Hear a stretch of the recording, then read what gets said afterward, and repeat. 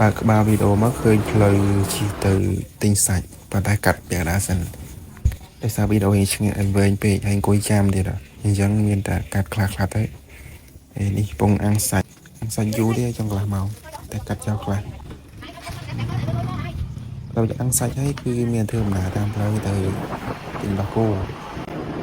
ទិញនងតាមផ្លូវឃើញឆ្លៀតក៏ថតទៅ